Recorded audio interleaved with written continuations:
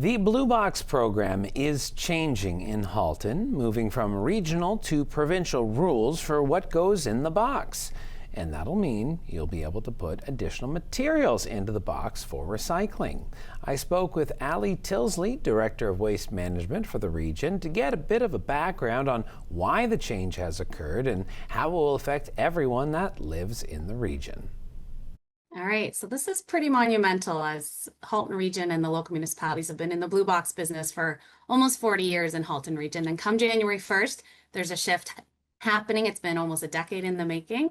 The province has shifted the responsibility of the Blue Box program over to the producers. So that means the manufacturers and the companies that make and supply anything that goes in your Blue Box, they are going to be responsible from the program, from the point of collection all the way to the end, to the point of processing and putting the material back in the marketplace. So it may seem like a huge daunting shift, but in reality, not much is going to change at the curbside level. You're still going to see the Miller truck driving down your street, collecting the material. What is a good shift is that more material will be added that is currently accepted.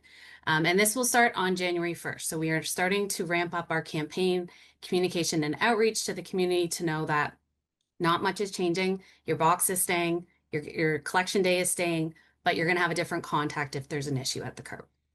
All right, so you mentioned that there are other items that can now be put into the Blue Box. So I think there is always a lot of confusion. We've done segments here on Halton News about what is in the Blue Box, what's in the green, what's just garbage. But what are the new items that are now joining the party that we throw into the blue? So there's a laundry list, and it is really a good move that the province has put in place in this regulation. And one of the big things, it is standardized across the province. So whether you live in Halton and cottage somewhere else, or you go and visit relatives in another part of the province, every single item that you can put in will be the same across every municipality. So that's a great win for the province.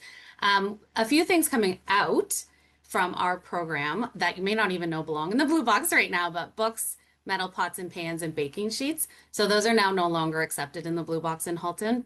But most people find if they're in usable condition, they go to a drop-off depot anywhere, a reuse depot to give them a second life.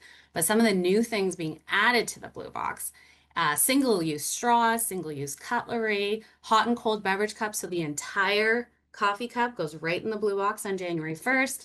Egg cartons, plates, shredded paper, bubble wrap, single-use plastic. So all of your kids' little snacks that they bring to school, all those wrappers go in the Blue Box, coffee pods, cookie bags, the list goes on. The full list is available at the producer responsibility organization that's overseeing the system, and that's Circular Materials.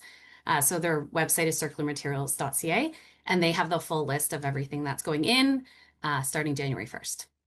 All right. Well, number one, I think that's great. People should just hold on to all that Christmas garbage and now resort it and know what's going on. Download that list because I know a lot of people produce a lot of garbage. Number two, the fact it's across the province is incredible. We have some people in our office that don't necessarily live in the region. There's been arguments about what goes into the Blue Box because they're in another region and they might be right in their region but wrong in Halton region. So you've tackled the coffee cups. Thank you for that. That was a point of argument in the office. Here's my other question for you, and I'm only going to do one. Black plastic. It's in. It's in! So it's going in on January 1st. Yeah. You can settle the office debate there. Yes, that's always the hot debate because it's like, it's plastic, but it's black. Will it work? Okay, good to know. That's fantastic. All right, we've sorted that out. I'm going to leave people to download the list for the rest of it. But as far as care of Blue Boxes themselves, wind can take a toll. Cars that are unruly on the road can take a toll. So what happens if your Blue Box does get damaged? Where do you get a new one now?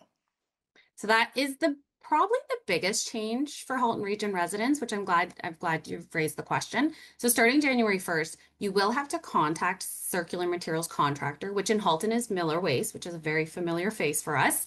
So you will have to contact them. We will have their website and their phone number on our website. And if you do call 311, which residents are well versed with doing, we will redirect you. So Miller Waste will be responsible.